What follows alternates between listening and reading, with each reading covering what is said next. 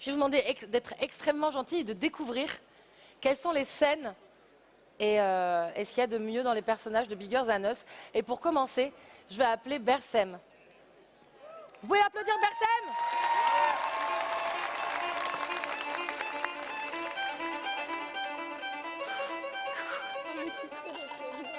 Bonjour, moi c'est Bersem. Aujourd'hui, je vais vous présenter de Melati Wijsen. C'est une jeune fille néerlando-indonésienne qui a 24 ans aujourd'hui. Elle lutte contre la pollution plastique depuis l'âge de 12 ans. Elle lutte avec sa sœur Isabelle, elle est à l'initiative de Bye Bye Plastic Bags. Ensemble, elles ont eu par décret l'interdiction de la vente de sacs, d'emballage et de paille en plastique sur Bali, qui est leur île.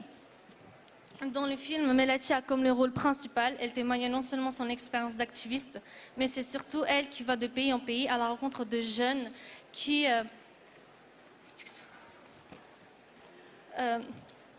veulent changer des choses avec des actions concrètes. La scène qui m'a émue le plus, c'est lorsqu'on a une vue plongeant sur Jakarta, la capitale de l'Indonésie. Certaines parties sont inspirées par l'eau à cause de la montée du niveau de la mer, mais aussi à cause de la pollution plastique. Melati se demande comment une capitale peut-elle couler, comment un océan peut-il présenter des fuites et des habitants être déplacés dans leur propre pays. C'est comme si la mer et la terre accrochaient nos déchets. Les questions que Melati soulève sont aussi politiques. Comment faire pour que nos vies survivent à un mal que nous avons nous-mêmes causé? Merci beaucoup.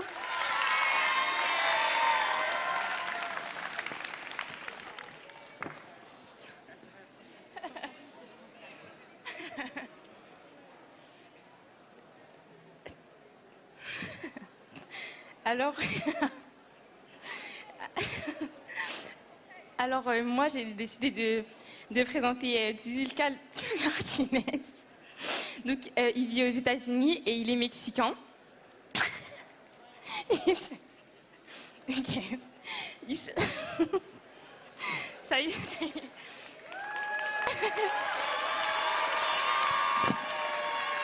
C'est bon. Alors, il se bat pour la préservation de la nature, donc la fin des pesticides, la fin de l'exploitation des gaz de schiste. Donc, il y a une scène qui m'a particulièrement marquée. C'est lorsqu'il est assis sur un rocher et en fait qu'il tend sa main derrière lui pour montrer le paysage.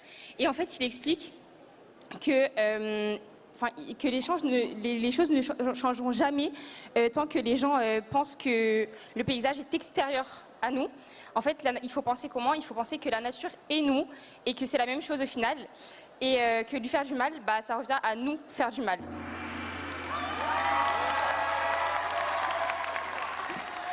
C'est génial.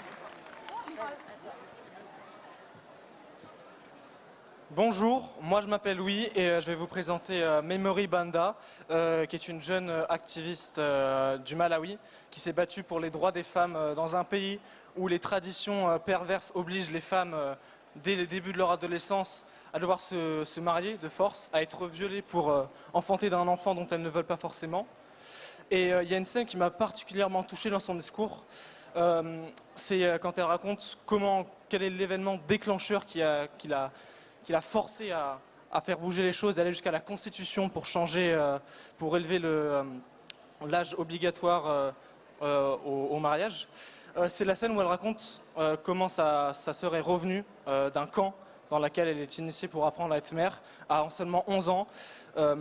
Elle revient violée, mariée de force et enceinte. Et je trouve que c'était une chose vraiment horrible que dans un monde aussi compliqué qu'est le pays du Malawi, à un âge si jeune, une petite fille doit être mère. Merci.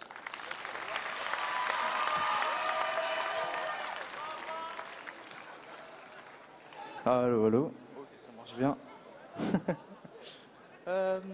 Bonjour, moi c'est Ninos et aujourd'hui je vais vous présenter le personnage de Mohamed Alionde. Mohamed avait 18 ans lors du tournage et il en a aujourd'hui 22.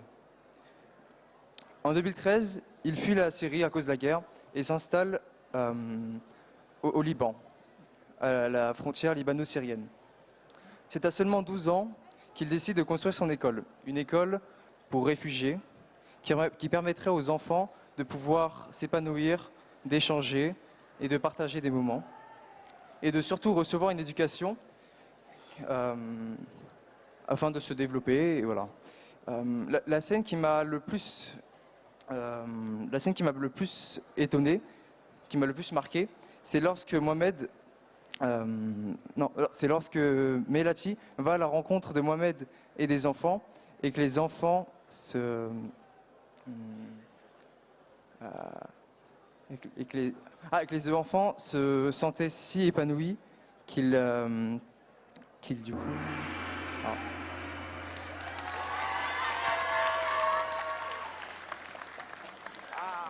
J'ai pas pris par cœur, mais.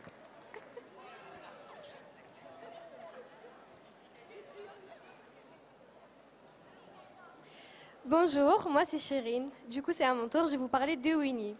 J'avoue que son passage dans le film est celui que j'avais le moins retenu, car il ne nous concernait pas directement. C'est ce que j'avais pensé sur l'instant. Je pense que ce n'est pas parce que ça ne nous concerne pas qu'on ne doit pas en parler. En regardant le film une seconde fois, je me suis rendu compte que son combat est exemplaire.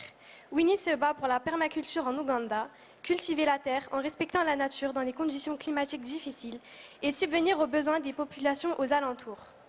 La scène que je retiens, c'est lorsque Winnie a parlé à un groupe de femmes assises par terre. Ça m'a fait penser à un cours où Winnie serait l'enseignante. C'est à ce moment que j'ai compris que son combat allait encore plus loin. C'est une forme d'éducation. Tout est dans la transmission. Winnie n'a rien, elle est totalement démunie, mais elle a tout. Son savoir-faire, qui aide 900 familles depuis 2016. Cela a permis aux agricultrices de sauver le peu de terre qu'elles possèdent et de permettre la bonne alimentation des habitants aux alentours. Aujourd'hui, Winnie est une femme âgée de 27 ans. Elle compte continuer à se former. Je souhaite que personne ne vive la même histoire que moi, dit-elle à un moment. En plus de la transmission, elle est dans la protection, celle de la terre et de ses semblables.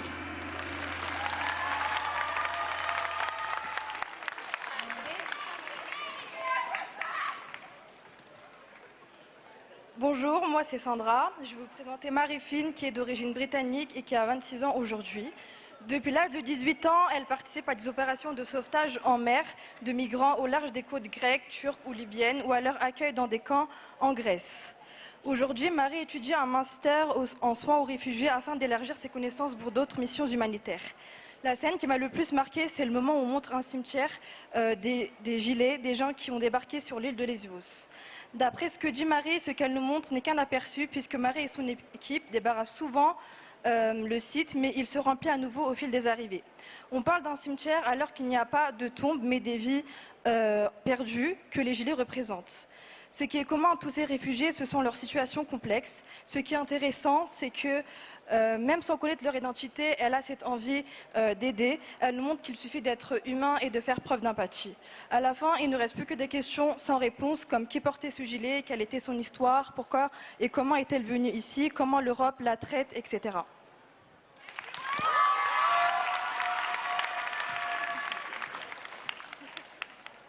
Du coup, c'est encore moi parce que j'ai choisi un deuxième activiste. Donc, le deuxième activiste que j'ai choisi, c'est Rony Silva, au Brésil. Donc, c'est lui qui a créé le journal Voz das Comunidades pour parler des personnes, de sa favela. Et à l'intérieur, il dénonce un petit peu tout ce qui se passe dans sa favela, tout en luttant contre l'image un petit peu négative qu'ont les médias, justement, à propos justement des favelas.